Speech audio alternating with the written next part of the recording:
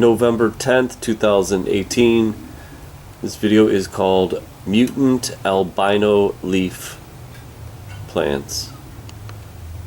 And this is just a whole collection of albinos that I was bringing in the tropical greenhouse plants, and it was very bizarre. I kind of noticed something, that a lot of the variegated plants, they went albino.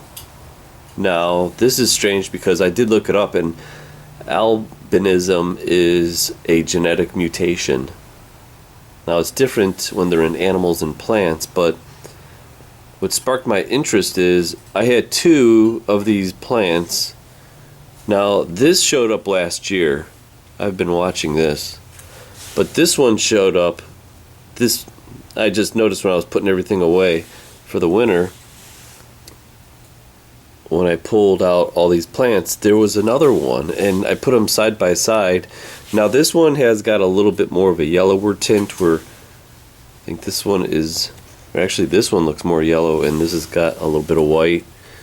We're not going to get some sunlight here for a while, so it's harder to see. But this is like, I started looking at all the plants, and I noticed there's a lot of albino leaves. So I'll try to take some video and show you all the plants that went albino this year. No, I don't think these are going to live on its own. This is Angel's Trumpet, Brugmansia suaveolens variegata. And the other thing I was thinking, it came from this. Now, I don't know if albinos come straight from green leaves, or they come in between the variegated and then they sport out this weird looking. I mean, these, you could spot these a million miles away, but since it was buried in all the plants, I didn't see them until like 2 weeks ago. And now here's the other one.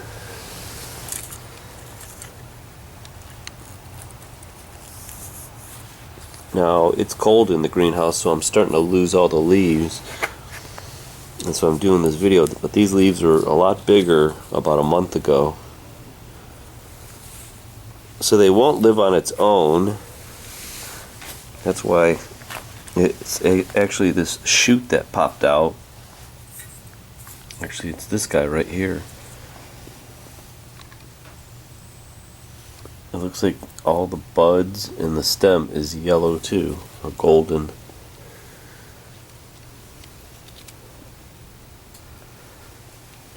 And here's the second one.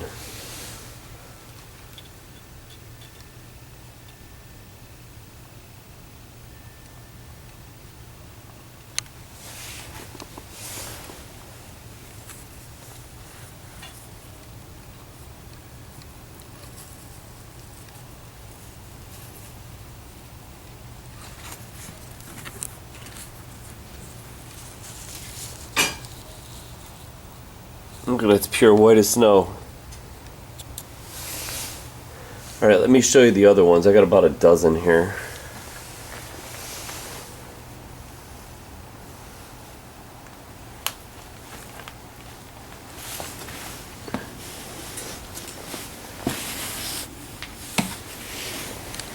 Now this one is a cactus. Point out which one it is. See it right there? Or it's supposed to be variegated, kind of like a combo. And here's the second one.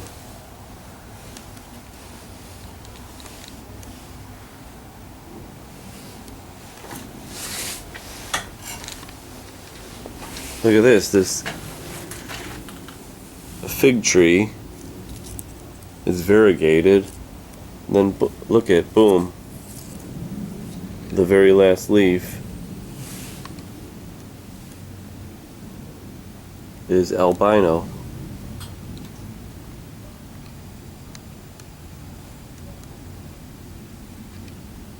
Now, sometimes this might be normal, I guess, but it's just weird that there's just so many of them.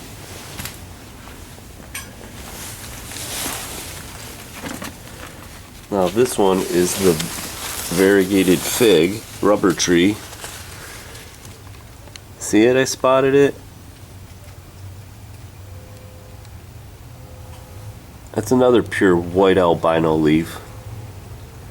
You can see the green. It's a hibiscus next to it though.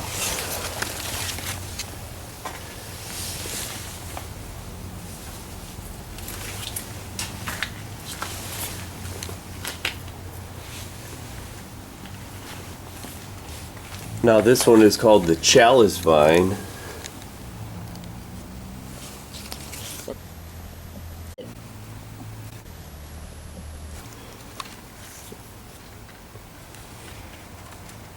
They turn more white now, but look at that. That is an albino.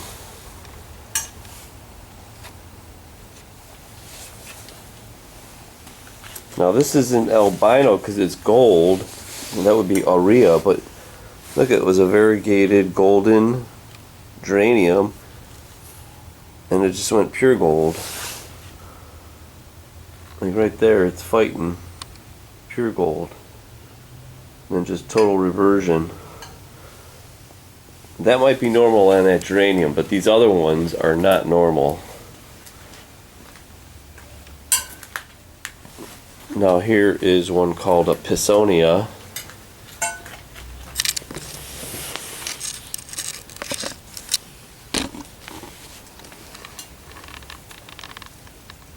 Right here.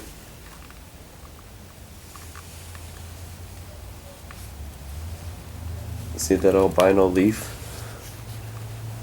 Normally it's supposed to be like that.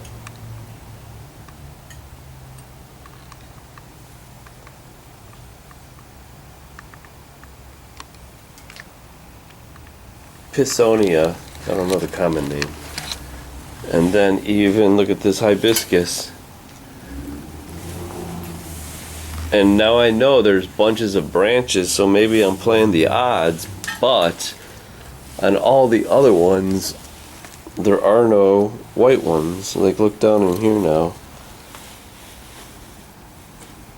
See that?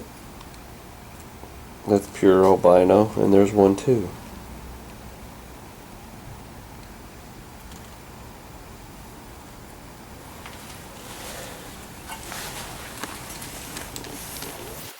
So that is, hold on, we've got more here.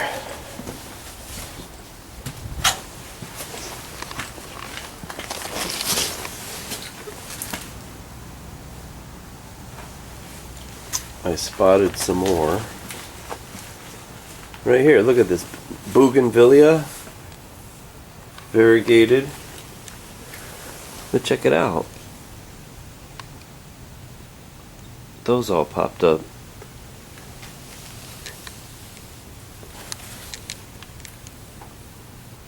And there's one.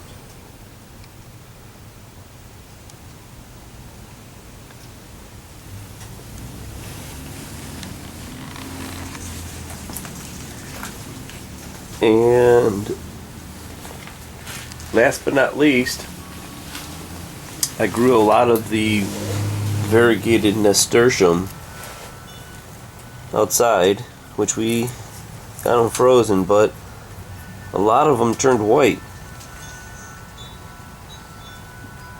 instead of staying variegated.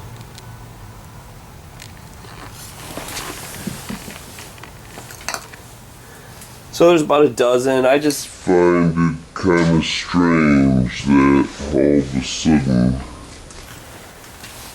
everything is mutating. Doesn't surprise me, but I just wanted to document it. So the mutant greenhouse even grows.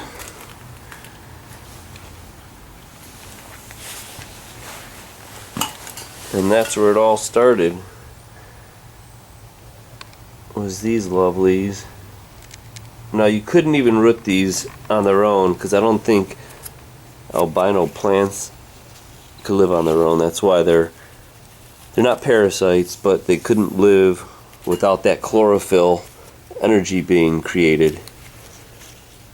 And these would probably get burned out, but they are very interesting oddities. So albinos are popping up everywhere in the mutant garden. And if plants are indicators of the environment, they are definitely telling us something. And I think they're trying to tell us that our environment is definitely corrupt with pollutants and genetic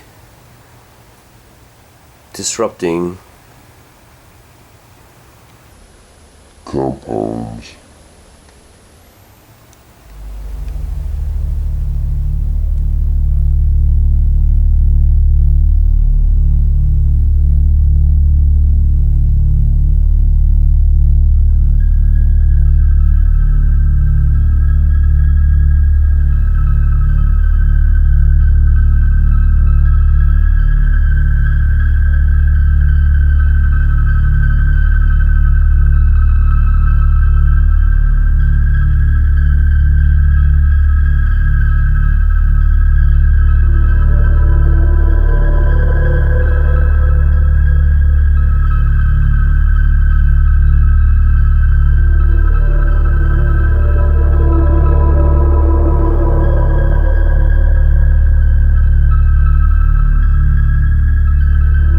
Some radioactive elements that will not rapidly disappear.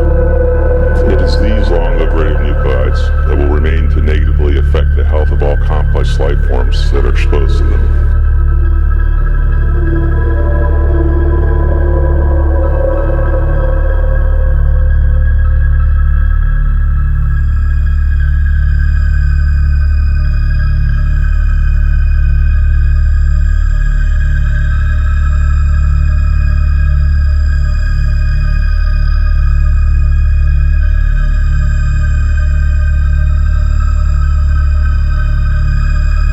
Long-lived radionuclides such as cesium-137 are something new to us as a species. They did not exist on Earth in any appreciable quantities during the entire evolution of complex life. Although they are invisible to our senses, they are millions of times more poisonous than most of the common poisons we are familiar with. Because cancer, leukemia, genetic mutations, birth defects, malformations, and abortions had concentrations almost below human recognition and comprehension. They are lethal at the atomic or molecular level. They emit radiation, invisible forms of matter and energy that we might compare to fire, because radiation burns and destroys human tissue. But unlike the fire of fossil fuels, the nuclear fire that issues forth from radioactive elements cannot be extinguished. It is not a fire that can be scattered or suffocated, because it burns at the atomic level. It comes from the disintegration of single atoms.